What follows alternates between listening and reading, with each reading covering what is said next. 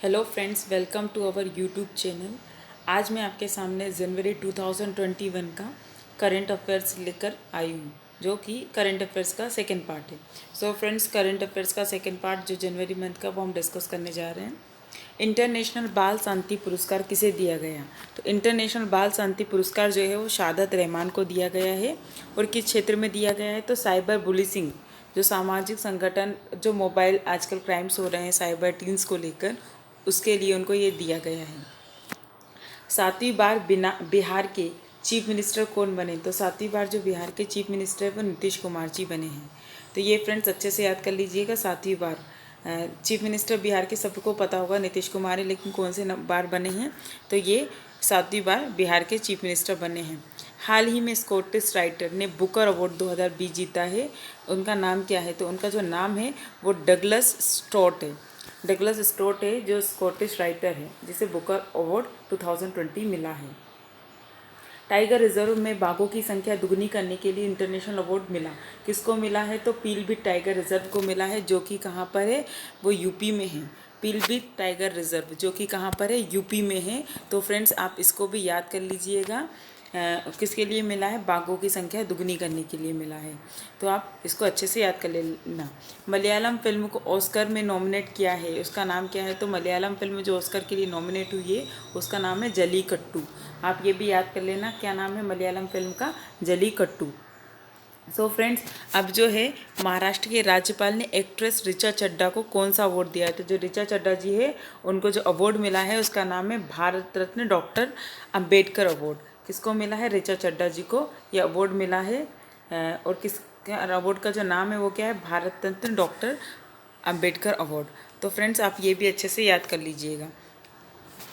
अब next question है, hockey India के नए अध्यक्ष कौन बने हैं? तो हॉकी इंडिया के जो नए अध्यक्ष है वो ज्ञानेंद्र निगोमबा बने हैं। तो आप ये भी अच्छे से याद कर लीजिएगा, ज्ञानेंद्र निगोमबा को हॉकी इंडिया के नए अध्यक्ष के रूप में नियुक्ति मिली है। पेरिस मास्टर टेनिस 2020 किस खिलाड़ी ने जीता है? तो जो डेनियल मेडवेडेव है, जो कि रशिया से है, उन्हें 2020 का पेरिस मास्टर टेनिस अवार्ड मिला है।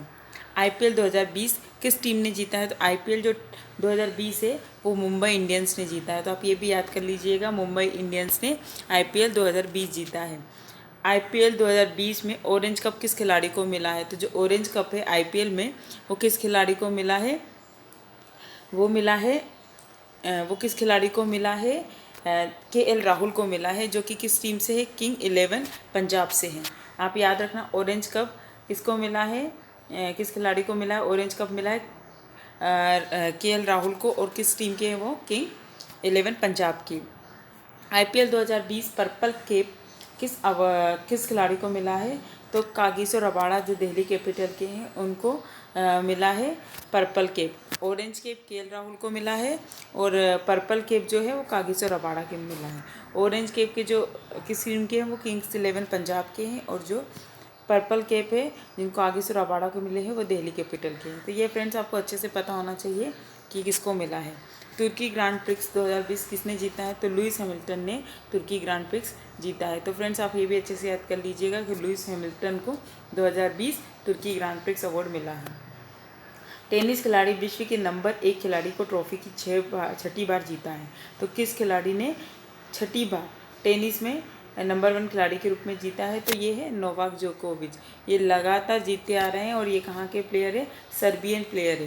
तो ये भी आप अच्छे से याद कर लेनी है, सर्बियन प्लेयर है और लगातार जीतते आ रहे हैं। ये लगातार जीतने वाले प्लेयर है। कोरोना के कारण FIFA federation international football association under 17 महिला वर्ल्ड कप रद्द किया है। किसने रद्द किया? तो इंडिया ने रद्द किया अंडर 17 महिला विश्व कप, जो कि फीफा फुटबॉल के क्षेत्र में जो होता है, कोरोना के कारण इंडिया ने उसको रद्द कर दिया है।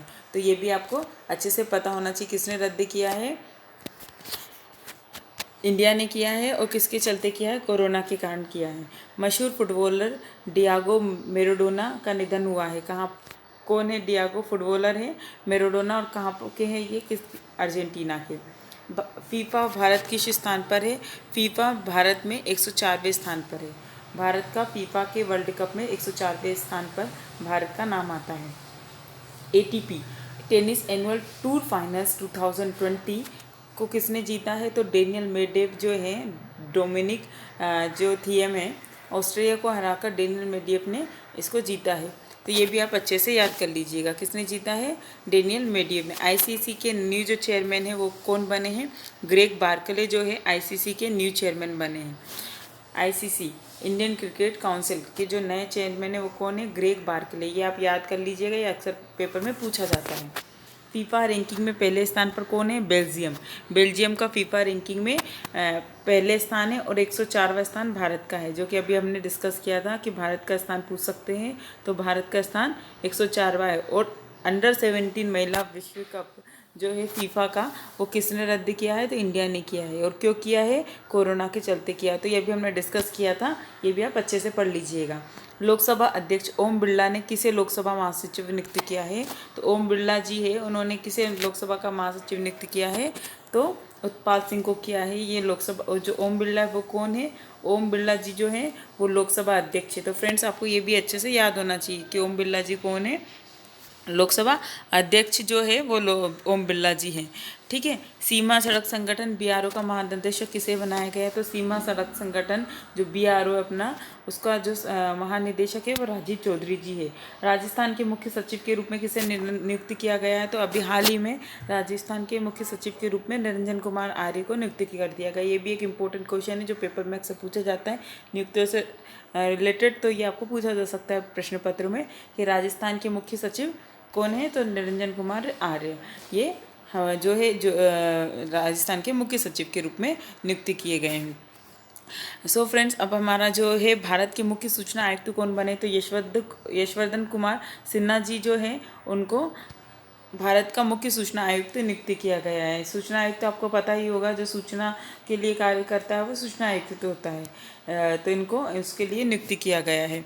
अभी हाल ही में जेनेवा स्थित अंतर संसदीय संघ का बाह्य लेखा परीक्षक किसे बनाया? तो जो गिरीश चंद्र मुर्मू जी हैं उनको भारत के नियंत्रक एवं महालेखा परीक्षक बनाया गया है, जिन्हें कंट्रोल एंड ऑडिटर जनरल भी कहा जाता है। वो कौन बने हैं? अभी हाल ही फिलहाल में गिरीश चंद्र मुर्मू जी बने हैं, कि जिसको CAG इसका शॉर्ट फॉर्म होता है कंट्रोलर एंड ऑडिटर जनरल, जो कहाँ पर है?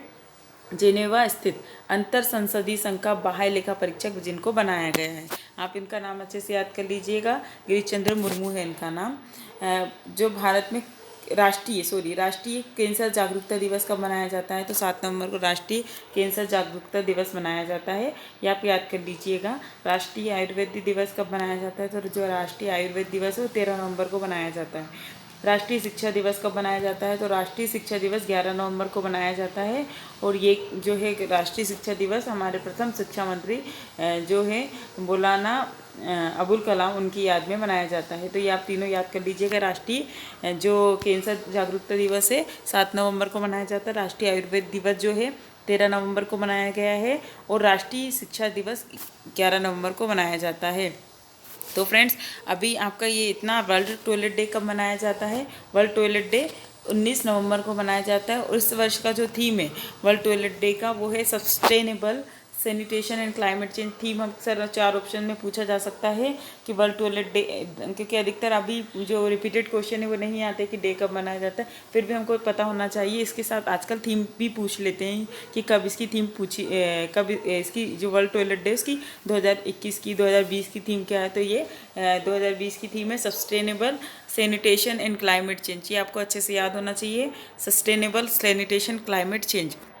राष्ट्रीय नवजात सप्ताह कब मनाया जाता है?